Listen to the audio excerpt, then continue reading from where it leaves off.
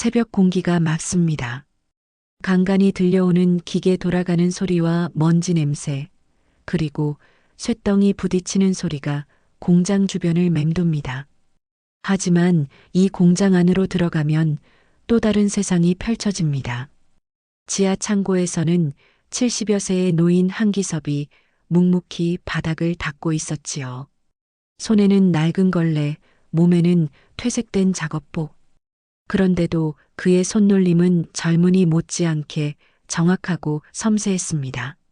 어르신, 또 일찍 오셨네요.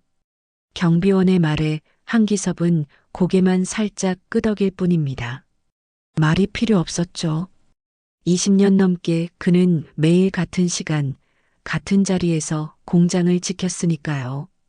습관처럼 먼저 바닥을 쓸고 부서진 기계를 살피고 먼지를 털어냅니다. 마치 이 공장이 그의 몸의 일부인 것처럼.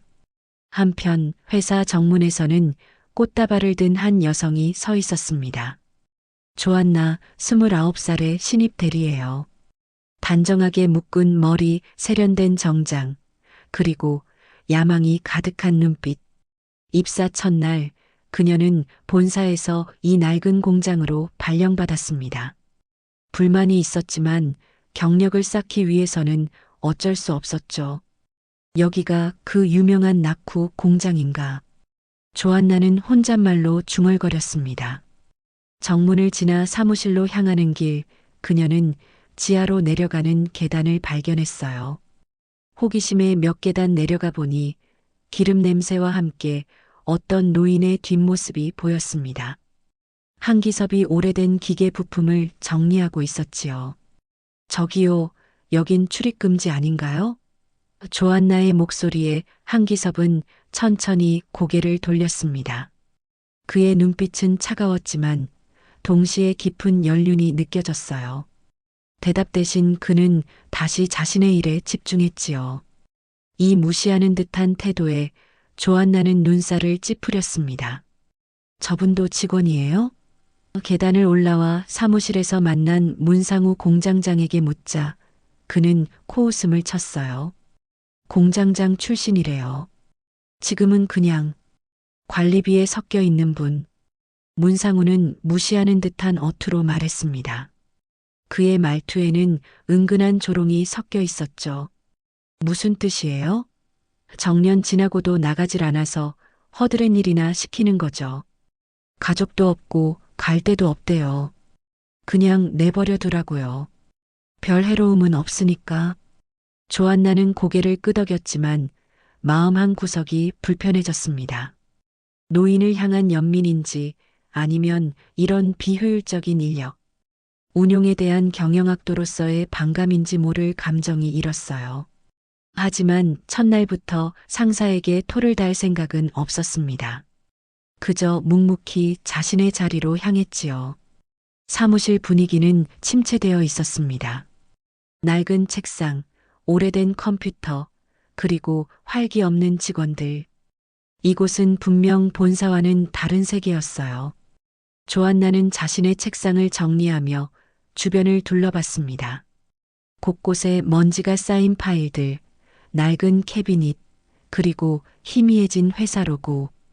이런 곳에서 얼마나 버틸 수 있을까 생각하는 순간이었지요. 창문 너머로 보이는 공장 전경은 어딘가 쓸쓸해 보였습니다.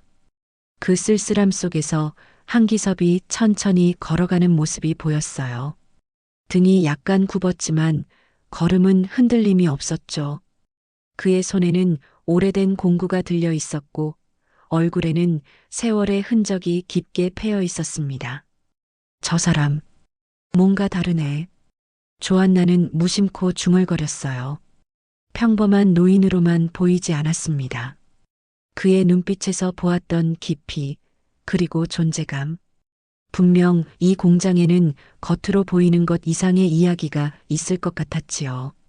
쌀쌀한 바람이 부는 오후, 한기섭은 창고 뒤편에서 철제 박스들을 정리하고 있었습니다. 세월의 흔적이 고스란히 묻어있는 상자들이었지요. 대부분 폐기해야 할 것들이었으나 그는 하나하나 꼼꼼히 살폈습니다. 어떤 것은 아직 쓸모가 있을지도 모른다는 생각에서였습니다. 그때였습니다. 철제 선반 가장 구석진 곳에서 비닐에 쌓인 낡은 서류 봉투가 눈에 들어왔어요. 한기섭은 천천히 그것을 집어들었습니다. 먼지를 조심스럽게 털어내자 봉투 겉면에 희미한 글씨가 보였지요. 한기섭 부장님 손에만 전해주세요. 그 글씨체는 너무나 익숙했습니다. 20년 전 함께 공장을 세웠던 동료의 필체였죠. 한기섭의 손이 미세하게 떨렸습니다. 봉투를 열어보려던 순간 그는 잠시 주변을 살폈어요. 아무도 없음을 확인한 후 주머니에서 오래된 피처폰을 꺼냈습니다. 현대적인 스마트폰과는 거리가 먼 오래된 기종이었지요. 한기섭은 숫자판을 눌렀습니다. 저장된 단 하나의 번호였어요. 신호음이 3번 울린 후 상대방이 전화를 받았습니다. 하지만 아무 말도 없었지요. 몇 초간의 침묵이 흘렀습니다. 그리고 기다리고 있었습니다. 차분한 여성의 목소리였습니다. 한기섭은 여전히 말이 없었으나 그의 눈빛은 달라졌어요. 오랫동안 숨겨온 비밀이 드러나는 순간이었을까요? 그는 천천히 입을 열었습니다. 봉투를 찾았습니다. 이제 준비해야겠군요. 짧은 대화 후 한기섭은 전화를 끊었습니다. 그리고 봉투를 작업복 안주머니에 조심스럽게 넣었지요. 그의 표정은 여전히 담담했으나 눈빛에는 결연함이 가득했습니다. 마치 오랫동안 기다려온 순간이 마침내 찾아온 듯한 느낌이었지요. 바로 그때 사무실에서는 조안나가 회의실 도면을 살펴보고 있었습니다. 다음 날 있을 부서 회의 준비였어요. 그때 김 비서가 다가왔습니다. 저기 조 대리님, 혹시 한기섭 어르신 보셨나요? 창고에 계실 텐데요. 왜요? 아, 그냥 궁금해서요. 요즘 어르신이 조금 달라 보여서. 김 비서의 말투에는 불안감이 묻어 있었습니다. 조안나는 고개를 갸웃했지만 크게 신경 쓰지 않았어요. 그저 노인에 대한 관심이 의아할 뿐이었지요. 김 비서님, 한기섭 씨와 오래 아셨나요? 네. 아, 제가 입사했을 때부터 계셨으니까요. 벌써 7해 됐네요. 그런데 왜? 아니요, 그냥요. 문 소장님이 그분을 별로 좋아하지 않는 것 같아서요. 김 비서는 잠시 침묵했습니다. 그러더니 목소리를 낮추어 말했어요. 사실 문 소장님이 한기섭 어르신을 무시하는 건 질투 때문이라는 소문도 있어요. 예전에 어르신이 정말 대단한 분이셨대요. 이 공장이 잘 나갈 때 말끝을 흐리던 김 비서는 문상우가 다가오는 것을 보고 얼른 자리를 피했습니다. 문상우는 조안나에게 다가와 내일 회의 자료를 점검했어요. 그의 얼굴에는 초조함이 가득했지요. 이번 회의는 중요해요. 본사에서 M&A 팀이 온다고 하니까. 문상우의 말에 조안나는 놀랐습니다. 본사의 M&A 팀이라면 공장의 매각이나 구조조정을 논의할 가능성이 높았기 때문이지요. 그녀는 입사 첫날부터 큰 변화를 목격하게 될 것 같았습니다. 저녁이 깊어갔습니다. 한기섭은 여전히 창고에 남아 무언가에 열중하고 있었어요. 손전등 불빛 아래 그는 봉투에서 꺼낸 서류들을 꼼꼼히 검토했습니다. 서류 사이에는 낡은 사진 한 장이 끼어 있었지요. 60살쯤 돼 보이는 여성의 모습, 머리맡에는 병원 침대에 누워있는 모습이었습니다. 한기섭의 눈에서 희미한 눈물이 맺혔습니다. 하지만 그는 재빨리 눈물을 훔쳤어요. 지금은 감상에 빠질 때가 아니었으니까요. 그는 다시 서류를 살피기 시작했습니다. 봉투 안에는 공장 설립 초기의 계약서와 도면, 그리고 몇 장의 메모가 있었지요. 특히 한 장의 계약서가 그의 시선을 사로잡았습니다. 그것은 공동 설립자 권한에 관한 특별 조항이 담긴 문서였어요. 그는 천천히 그 문서를 읽어내려갔고 마지막 페이지에 도달했을 때 잠시 숨을 멈췄습니다. 이제야 알았네. 한기섭의 눈빛이 달라졌습니다. 그의 표정에는 결단력이 엿보였어요. 20년간 지켜온 비밀, 그리고 그가 감내해온 모든 것들이 이제 의미를 찾게 될 순간이 다가오고 있었습니다. 그는 서류를 다시 봉투에 넣고 자신의 낡은 사물함 깊숙한 곳에 숨겼지요. 밤이 깊어갔습니다. 공장은 정막에 휩싸였지만 이제 그 정막은 오래가지 않을 것 같았습니다. 폭풍 전야의 고요함처럼 무언가 큰 변화의 기운이 감돌고 있었으니까요. 맑은 아침 햇살이 회의실 창문을 통해 쏟아졌습니다. 중요한 회의를 앞두고 사무실은 평소보다 분주했습니다. 조안나는 회의 자료를 정리하며 초조한 듯 시계를 확인했습니다. 본사에서 M&A 팀이 오는 날이었으니까요. 자료 다 정리됐습니까? 문상우 공장장의 목소리에는 긴장감이 묻어 있었습니다. 그는 넥타이를 매만지며 회의실을 둘러봤습니다. 모든 것이 완벽해야 했지요. 이번 회의 결과에 따라 공장의 운명이 달라질 수도 있었으니까요. 네, 다 준비했습니다. 투자 현황과 생산성 보고서도 첨부했고요. 조안나의 대답에 문상우는 고개를 끄덕였지만 그의 얼굴에는 여전히 불안감이 서려 있었습니다. 그때 회의실 문이 열리고 한기섭이 들어왔습니다. 그의 손에는 걸레와 청소도구가 들려 있었지요. 어르신, 지금은 회의 준비 중입니다. 문상우가 정중하지만 단호한 어조로 말했습니다. 하지만 한기섭은 마치 듣지 못한 것처럼 천천히 회의실 구석을 닦기 시작했어요. 그의 손놀림은 여느 때와 같이 정확하고 섬세했습니다. 어르신, 여긴 청소하실 데 없어요. 조안나가 짜증 섞인 목소리로 말했습니다. 중요한 회의를 앞두고 노인의 행동이 눈에 거슬렸지요. 한기섭은 그제야 고개를 들었습니다. 그의 눈빛은 담담했지만 그 깊은 곳에는 무언가 다른 감정이 숨어 있는 듯 했어요. 한기섭은 말없이 걸레를 쥔 손을 내려놓았습니다. 그리고 조용히 회의실을 나갔지요. 하지만 그의 등 뒤엔 작동 중이던 회의실 CCTV가 있었습니다. 카메라 렌즈가 무심하게 그 순간을 담고 있었어요. 저렇게 무시해도 되는 건가요? 김 비서가 조심스럽게 물었습니다. 그의 표정에는 죄책감이 서려 있었지요. 어쩔 수 없습니다. 오늘은 중요한 날이니까요. 방해받을 수 없어요. 문상우의 말에 김 비서는 더 말을 잇지 못했습니다. 그저 한기섭이 나간 문을 바라볼 뿐이었지요. 조안나는 그들의 대화를 들으며 의문이 들었습니다. 노인에 대한 이런 태도가 과연 옳은 것인지. 시간이 흘러 본사에서 M&A 팀이 도착했습니다. 정유민 이사를 비롯한 3명의 실무진이 회의실로 들어섰지요. 정유민은 35살의 여성 이사였습니다. 단정한 정장 차림에 날카로운 눈빛, 그리고 자신감 넘치는 몸짓. 그녀의 등장에 회의실 분위기는 일순간 긴장으로 가득 찼습니다. 안녕하세요. 오늘 뵙게 되어 반갑습니다. 정유민의 인사에 모두가 고개를 숙였습니다. 그리고 회의가 시작되었지요. 문상우는 준비한 발표 자료를 보여주며 공장의 현황을 설명했습니다. 생산성 지표, 설비 상태, 그리고 앞으로의 발전 가능성까지.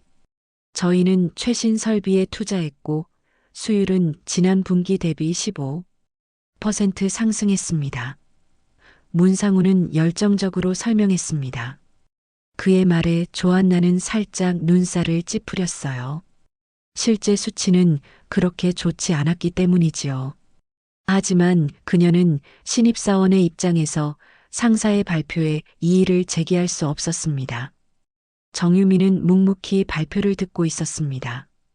그녀의 표정은 읽기 어려웠지만 날카로운 눈빛으로 보아 모든 것을 꿰뚫어 보고 있는 듯 했지요. 발표가 끝나자 그녀는 천천히 입을 열었습니다. 그보다 한기섭 선생님은 어디 계신가요? 그 한마디에 회의실은 정적에 휩싸였습니다. 문상우는 말문이 막힌 듯 눈을 깜빡였어요. 조한나도 놀란 표정을 감추지 못했지요. 어떻게 정유민이 한기섭을 알고 있는지, 그리고 왜 그를 찾는지 이해할 수 없었습니다. 한기섭 씨요? 그분은 그냥 청소부. 아니, 관리인입니다만. 문상우가 더듬거리며 대답했습니다. 정유미는 미소를 지었지만 그 미소 뒤에는 날카로움이 숨어 있었어요. 제가 직접 찾아뵙겠습니다. 그 말과 함께 정유미는 자리에서 일어났습니다. 회의실 문을 향해 걸어가는 그녀의 뒤로 문상우와 조한나는 당황한 표정으로 서로를 바라봤지요. 이사님, 회의는요? 문상우가 황급히 물었습니다. 정유미는 잠시 걸음을 멈추고 뒤돌아보았지요. 한기섭 선생님과 이야기를 나눈 후에 계속하겠습니다. 그녀의 말에 더 이상 이의를 제기할 수 없었습니다. 정유민이 회의실을 나가자 사무실 전체의 공기가 바뀌었어요. 직원들 사이에서 작은 소란이 일었지요. 대체 무슨 일이죠? 조한나가 문상우에게 물었지만 그는 대답하지 못했습니다. 그의 얼굴은 창백해져 있었어요. 마치 오래된 비밀이 드러날까 두려워하는 것처럼 보였지요. 정유미는 사무실을 지나 자재창고로 향했습니다. 그곳에서 한기섭을 찾을 수 있을 거라 생각했지요. 그녀의 발걸음은 확신에 차 있었습니다. 마치 오랫동안 준비해온 만남을 위해 걸어가는 것처럼 자재창고로 향하는 정유민의 발걸음은 확신에 찬 리듬을 만들어냈습니다. 그녀의 눈빛에는 단호함이 깃들어 있었지요. 직원들의 시선이 그녀를 따라 움직였으나 정유미는 개의치 않았습니다. 그녀에게는 더 중요한 목적이 있었으니까요. 자재창고에 도착한 정유미는 조심스럽게 문을 열었습니다. 먼지 섞인 공기가 그녀를 맞이했습니다.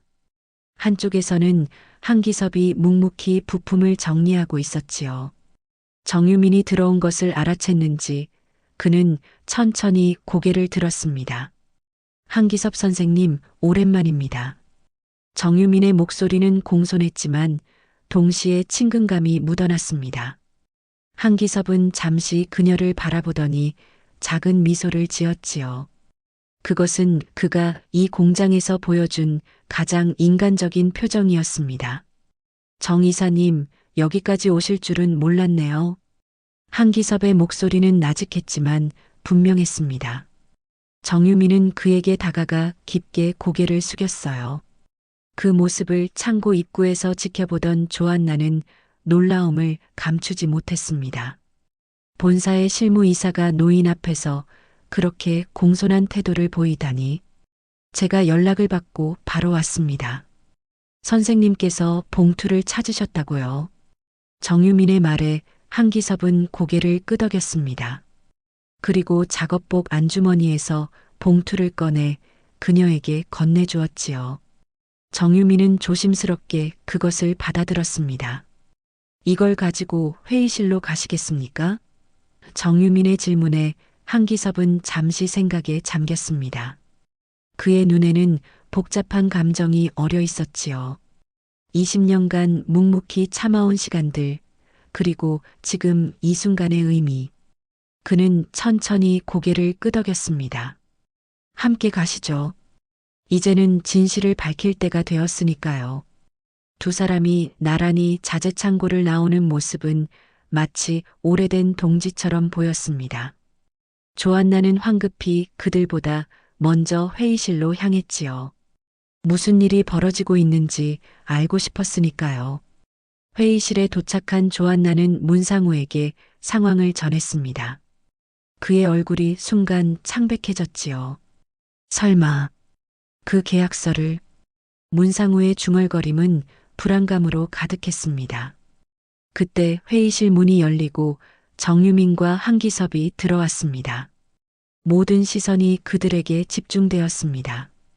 특히 한기섭을 향한 시선에는 의문과 놀라움이 섞여 있었지요. 다시 회의를 시작하겠습니다. 정유민의 말에 모두가 자리에 앉았습니다. 한기섭은 회의실 한쪽에 조용히 서 있었어요. 그의 낡은 작업복과 주름진 얼굴은 고급스러운 회의실과 어울리지 않아 보였지만 그 존재감만은 누구보다 강렬했습니다.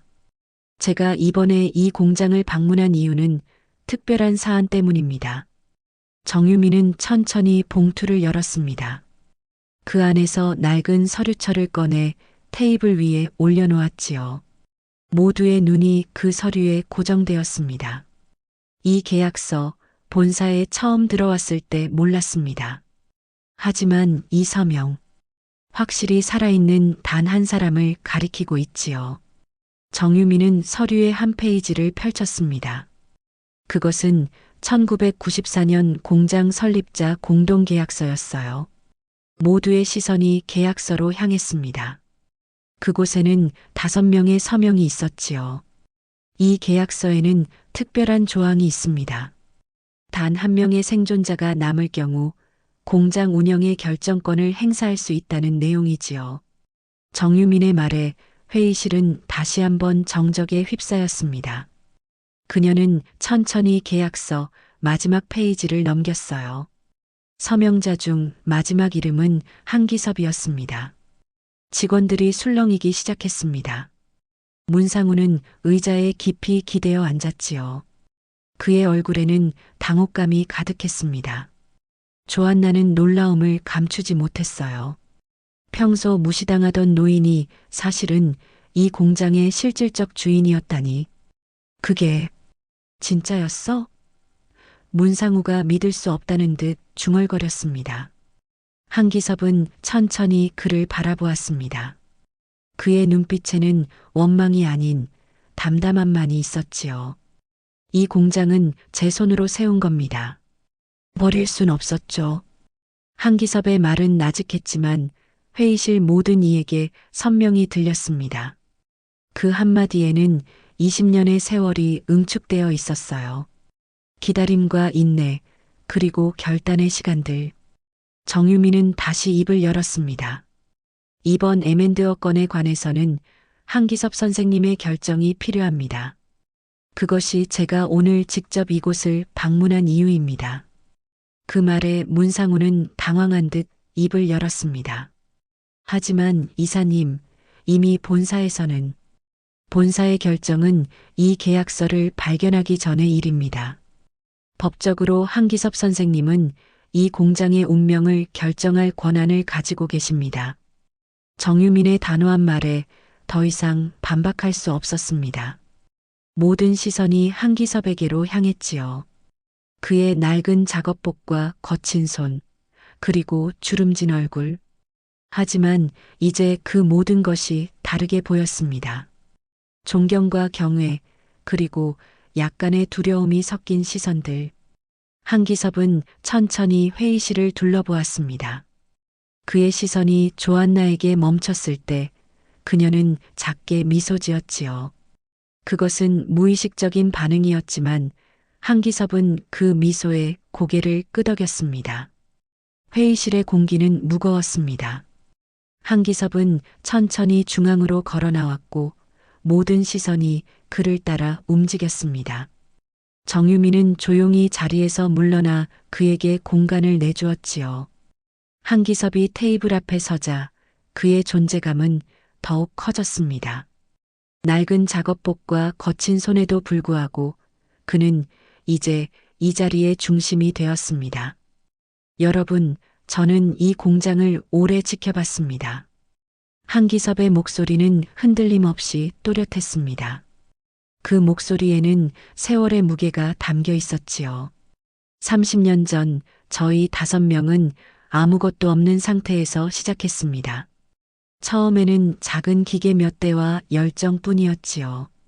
그의 말에 회의실은 완전한 정적에 휩싸였습니다. 모두가 그의 이야기에 집중했지요. 조안나는 노인의 눈빛에서 과거의 빛나는 열정을 읽을 수 있었습니다. 그러나 시간이 지나면서 함께 시작한 동료들은 하나둘 떠났습니다. 병으로, 사업 실패로, 또는 더 나은 기회를 찾아서. 한기섭의 말투에는 슬픔이 묻어났습니다. 지나간 세월에 대한 아쉬움이었을까요? 그는 잠시 숨을 고르더니 다시 이야기를 이어갔습니다. 마지막 남은 동료 박지원 씨가 떠나기 전 그는 이 계약서를 만들었습니다. 누군가는 끝까지 지켜야 한다는 생각에서였지요. 한기섭은 계약서를 가리켰습니다. 그 낡은 종이 한 장이 지금 이 순간 모든 것을 바꾸고 있었습니다. 저는 그저 이 공장이 완전히 사라지는 것을 보고 싶지 않았습니다. 비록 제 자리는 낮아졌지만 그래도 이곳에 남아 지켜보고 싶었습니다. 그의 말에 김비서는 고개를 숙였습니다. 평소 한기섭을 무시했던 많은 직원들도 미안함을 느꼈지요. 특히 문상우는 의자에 깊이 기대어 앉은 채 눈을 감았습니다. 그에게 이 모든 상황은 악몽 같았을 테니까요. 정유미는 조용히 다음 서류를 꺼냈습니다. 그것은 M&A 관련 문서였습니다. 한기섭 선생님, 본사는 이 공장을 해외 업체에 매각하려는 계획을 가지고 있었습니다. 그러나 이제 이 결정은 선생님의 손에 달려 있습니다. 정유민의 말에 한기섭은 고개를 끄덕였습니다. 그는 천천히 자재창고에서 가져온 낡은 가방을 열었지요. 그 안에서 꺼낸 것은 또 다른 서류 뭉치였습니다. 사실 저는 이날이 올 것을 알고 준비해 왔습니다. 한기섭은 서류를 테이블 위에 펼쳤습니다. 그것은 공장 개선 계획안이었어요. 직원들은 놀라움을 감추지 못했습니다. 한기섭이 공장의 미래를 위해 계획을 세우고 있었다는 사실에 이 계획은 공장 생산 라인을 현대화하면서도 오랜 기술력은 보존하는 방향입니다. 매각보다는 혁신을 통한 생존이 더 가치 있다고 생각합니다. 한기섭의 설명에 정유미는 흥미롭게 서류를 살폈습니다. 그녀의 눈빛이 달라졌습니다. 처음에는 단순한 법적 절차로 시작했지만 이제는 진정한 비즈니스 제안을 검토하는 듯 했습니다. 흥미로운 제안입니다. 하지만 이런 개선에는 많은 투자가 필요할 텐데요. 정유민의 질문에 한기섭은 미소 지었습니다. 그는 다음 페이지를 넘겼습니다. 거기에는 상세한 재정 계획이 있었어요. 저는 20년간 이 회사에서 받은 급여 대부분을 저축했습니다. 또한 예전 동료들과의 약속으로 그들의 지분에 대한 관리 권한도 있죠. 이 모든 것을 공장 혁신에 투자할 의향이 있습니다. 그 말에 회의실은 다시 한번 술렁였습니다. 청소부 취급을 받던 노인이 사실은 이런 재정적 능력과 비전을 가지고 있었다니. 조안나는 입을 다물지 못했지요. 그녀의 경영학 지식으로 볼 때 한기섭의 계획은 상당히 실현 가능성이 높아 보였습니다. 정유미는 한기섭과 눈을 마주쳤습니다. 두 사람의 시선 교환에는 상호 존중이 담겨 있었지요. 본사에 이 계획을 전달하겠습니다. 법적으로 선생님의 결정이 우선이니 매각 계획은 일단 보류될 것입니다. 정유민의 말에 한기섭은 고개를 끄덕였습니다. 그의 얼굴에는 안도감이 스쳤지요. 20년의 기다림이 마침내 결실을 맺는 순간이었습니다. 회의가 끝나고 직원들은 하나둘 자리를 떠났습니다. 문상우는 마지막까지 말없이 앉아 있다가 천천히 일어났지요. 그는 한기섭 앞에 멈춰서서 잠시 망설이더니 짧게 고개를 숙였습니다. 그것은 불완전한 사과였지만 한기섭은 고개를 끄덕여 받아들였습니다.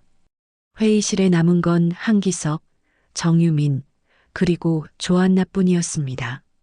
조안나는 자료를 정리하며 두 사람의 대화를 듣고 있었지요. 선생님, 이제 어떻게 하실 생각이십니까? 정유민의 질문에 한기섭은 창밖을 바라보았습니다. 낡은 공장 건물과 그 너머로 보이는 하늘. 아직 할 일이 많습니다. 하지만 가장 먼저 오랫동안 기다려온 한 사람을 만나러 가야겠습니다. 한기섭의 목소리에는 감정이 묻어났습니다. 조한나는 문득 그가 봉투에서 꺼냈던 사진을 떠올렸지요. 병상에 누워있던 여인의 모습, 아마도 그의 아내일까요? 본사 회의실은 긴장감으로 가득했습니다. 대형 스크린에는 한기섭의 공장 개편안이 띄워져 있었고 임원들은 각자의 의견을 나누고 있었습니다. 정유민은 차분하게 한기섭의 제안을 설명했고 투자사 대표들은 진지한 표정으로 자료를 검토했습니다. 회의장 한쪽에는 한기섭이 조용히 앉아 있었습니다. 계약서를 검토한 결과 한기섭 선생님의 권한은 법적으로 유효합니다. 따라서 기존 매각 계획은 전면 보류되었습니다. 정유민의 발표에 임원들 사이에서 작은 술렁임이 일었습니다. 누군가는 불만스러운 표정을 지었고 또 누군가는 흥미로운 눈빛으로 한기섭을 바라보았습니다. 그러나 한기섭은 그런 시선들에 동요하지 않았습니다. 그저 담담히 자신의 차례를 기다렸습니다. 한기섭 선생님, 직접 말씀해 주시겠습니까? 정유민의 권유에 한기섭은 천천히 자리에서 일어났습니다. 평소와 달리 단정한 양복 차림이었지만 여전히 그의 손은 거칠었고 얼굴에는 세월의 흔적이 깊게 새겨져 있었습니다. 그는 임원들을 차분히 둘러보고 입을 열었습니다. 제가 이 공장에 남아있던 이유는 단순합니다. 그곳은 저와 동료들이 모든 것을 걸고 시작한 꿈의 장소였습니다. 비록 시간이 흘러 많은 것이 변했지만 그 꿈만은 포기할 수 없었습니다. 한기섭의 목소리는 흔들림 없이 또렷했습니다. 임원들은 처음에는 의아한 표정이었지만 점차 그의 이야기에 집중하기 시작했습니다. 제 계획은 공장의 기술력과 경험을 살리면서 현대화를 통해 경쟁력을 높이는 것입니다. 물론 단기적으로는 매각보다 수익이 적을 수 있습니다. 하지만 장기적 관점에서는 회사에 더 큰 가치를 가져다 줄 것입니다. 한기섭은 자신의 계획을 상세히 설명했습니다. 그의 말에는 30년의 경험과 지혜가 담겨 있었습니다. 임원들은 점차 진지한 표정으로 그의 말을 경청했습니다.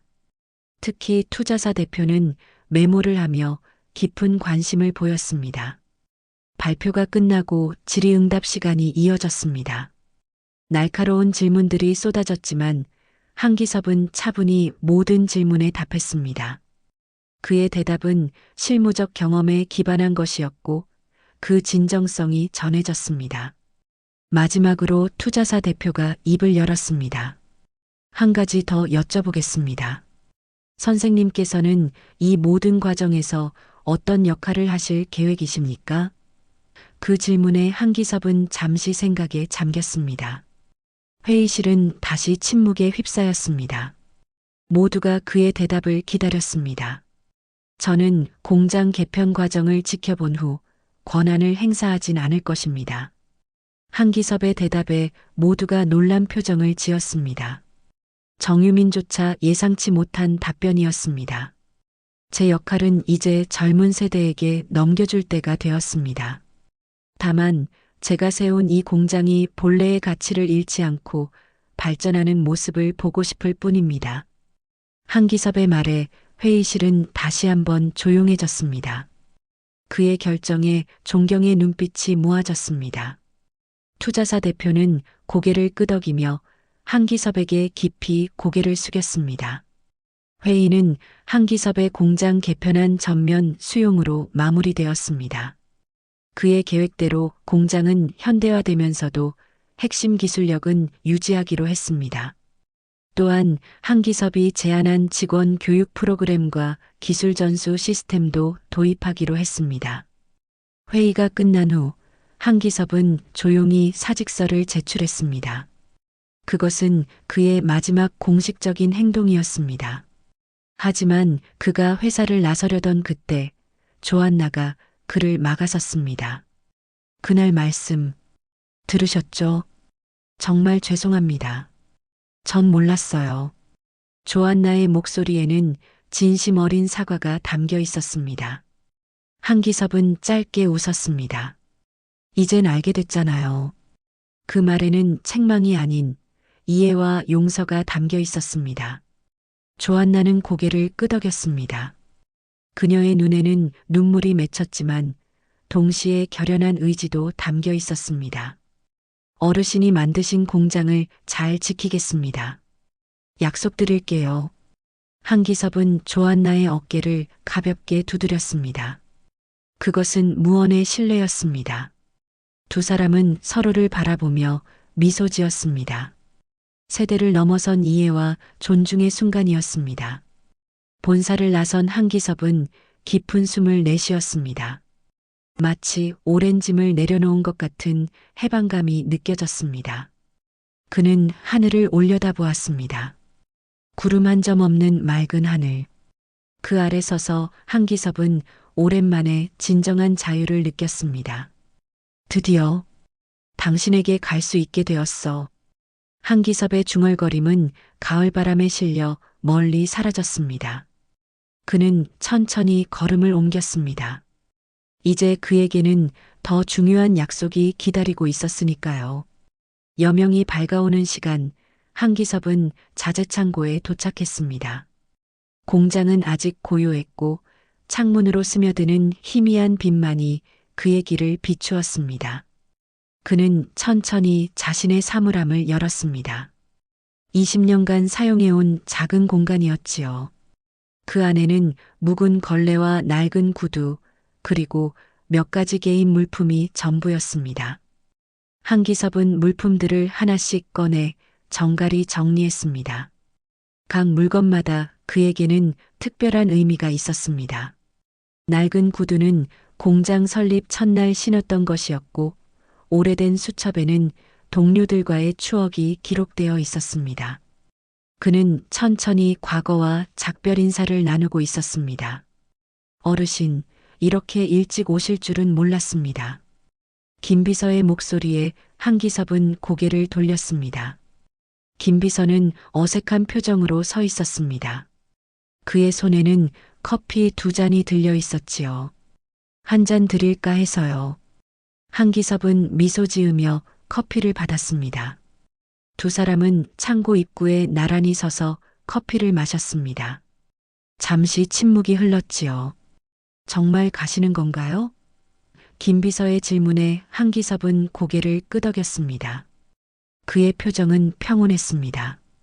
마치 오랫동안 기다려온 순간을 맞이하는 것 같은 여유로움이 느껴졌습니다.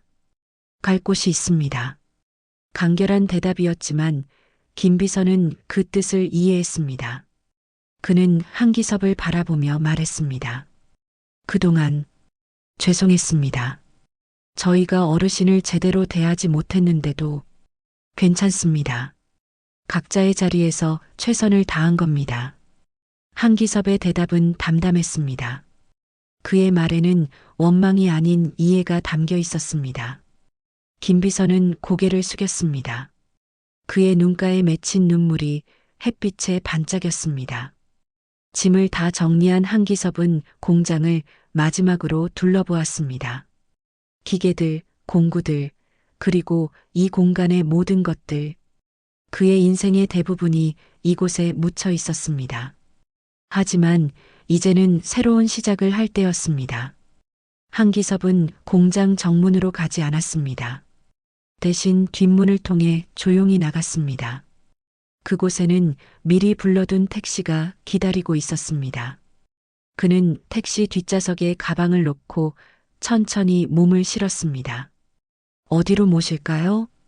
기사의 질문에 한기섭은 주소를 알려주었습니다. 성남시 외곽의 작은 요양병원이었습니다. 택시는 부드럽게 출발했고 창밖으로 공장의 모습이 점점 멀어졌습니다. 한기섭은 뒤돌아보지 않았습니다. 그의 시선은 이제 앞을 향하고 있었으니까요. 도착한 병원은 조용했습니다. 한기섭은 익숙한 듯 로비를 지나 엘리베이터를 탔습니다. 5층에 도착해 그는 천천히 복도를 걸었습니다. 심장이 빠르게 뛰기 시작했습니다. 마지막 병실 앞에서 그는 잠시 멈춰서서 숨을 고르고 문을 두드렸습니다. 들어오세요. 간호사의 목소리였습니다. 한기섭은 조심스럽게 문을 열었습니다. 병실 안에는 창가를 향해 누워있는 여인이 있었습니다. 머리카락은 하얗게 변했지만 그 모습은 여전히 그에게 가장 아름다운 사람이었습니다. 여보 왔어요. 한기섭의 목소리에 여인은 천천히 고개를 돌렸습니다. 그녀의 눈에 미소가 번졌습니다. 비록 말을 잃은 지 오래되었지만 그녀의 눈빛만으로도 그는 모든 것을 이해할 수 있었습니다. 한기섭은 침대 곁에 앉아 부드럽게 그녀의 손을 잡았습니다. 그 손은 마른 나뭇가지처럼 가늘었지만 그에게는 여전히 가장 소중한 손이었습니다. 우리 공장, 이제 잘 돌아갈 거야. 그만두고 집에 같이 가자. 한기섭의 말에 여인의 눈에서 눈물이 흘러내렸습니다. 그것은 기쁨의 눈물이었습니다. 그는 조심스럽게 그녀의 눈물을 닦아주었지요. 이제 내가 매일 옆에 있을게. 약속했잖아. 그는 주머니에서 작은 상자를 꺼냈습니다. 그 안에는 오래된 사진 한 장이 있었습니다. 젊은 시절의 두 사람이 공장 앞에서 웃고 있는 모습이었습니다. 여인은 천천히 손을 뻗어 사진을 만졌습니다. 희미한 미소가 그녀의 입가에 맴돌았습니다. 우리가 꿈꿨던 모든 것, 이제 이루어졌어. 그러니 이제는 우리 둘만의 시간을 가지자. 한기섭은 여인의 손을 꼭 쥐었습니다. 긴 이별의 시간을 넘어 이제 그들은 다시 함께할 수 있게 되었습니다. 창밖으로 햇살이 환하게 비쳐 들어왔고 병실은 따뜻한 빛으로 가득 찼습니다. 그날 오후 한기섭이 잠시 자리를 비운 사이 병원 간호사가 작은 꽃다발과 함께 흰 봉투를 전해주었습니다. 여인은 궁금한 눈빛으로 봉투를 바라보았지요. 한기섭이 돌아와 봉투를 열어보니 안에는 메모 한 장이 들어 있었습니다. 어르신, 당신 덕분에 공장이 살아났습니다. 제 인생도요. 감사합니다. 서명은 없었지만 글씨체로 보아 조안나의 것임을 알 수 있었습니다. 한기섭은 미소를 지으며 메모를 아내에게 보여주었습니다. 여인은 천천히 고개를 끄덕였습니다. 그들의 눈빛 속에는 깊은 평화가 깃들어 있었습니다. 이제 정말 모든 것이 끝났네. 한기섭은 창밖을 바라보며 중얼거렸습니다. 하지만 그것은 끝이 아닌 새로운 시작이었습니다. 그와 아내에게 그리고 공장에게도 봄바람이 불어오는 3월의 어느 날 공장은 새로운 모습으로 태어났습니다. 정문에는 새로운 로고가 달린 현판이 걸렸고 건물 외관도 산뜻하게 단장되었습니다. 직원들의 얼굴에는 활기가 돌았고 공장 내부에는 최신 설비들이 들어섰습니다. 한기섭의 계획대로 공장은 현대화되면서도 핵심 기술력은 유지되었습니다. 조안나는 이제 공장 혁신팀의 팀장이 되어 분주히 일하고 있었습니다.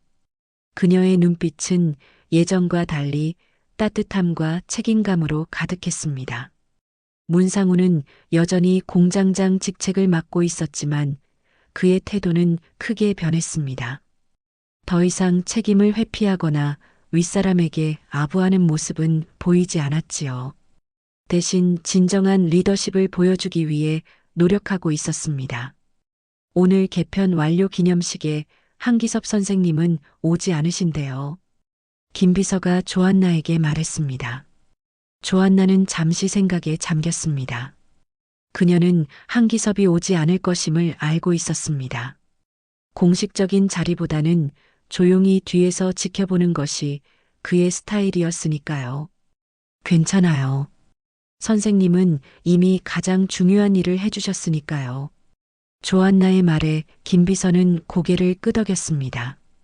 두 사람은 함께 대기실로 향했습니다. 그곳에서는 기념식 준비가 한창이었지요. 기념식은 간소하지만 의미 있게 진행되었습니다.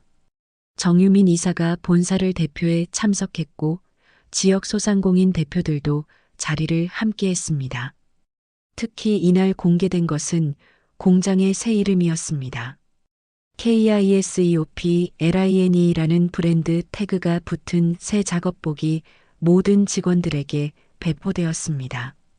이 이름은 우리 공장의 기초를 세우고 끝까지 지켜온 분에 대한 존경을 담고 있습니다. 정유민의 말에 참석자들은 박수를 보냈습니다. 비록 한기섭은 그 자리에 없었지만 그의 정신은 공장 곳곳에 살아 있었습니다. 기념식이 끝난 후 조안나는 대기실 벽 한쪽으로 사람들을 안내했습니다. 그곳에는 새로 설치된 사진 한 장이 걸려 있었습니다. 흑백 사진 속에는 창고 구석에서 바닥을 닦고 있는 한기섭의 모습이 담겨 있었습니다. 그 아래에는 작은 명패가 있었지요. 우리가 외면한 시간. 그러나 그가 그 자리를 떠나지 않았기에 우리는 살아남을 수 있었다. 사진 앞에 선 사람들의 눈에는 존경과 감사의 마음이 어려 있었습니다. 특히 문상우는 오랫동안 사진을 바라보며 깊은 생각에 잠겼습니다. 그날 오후 정유민은 조안나와 함께 공장 구석구석을 둘러보았습니다. 두 사람은 이제 좋은 동료가 되어 있었지요. 이것도 보여드리고 싶은 게 있어요.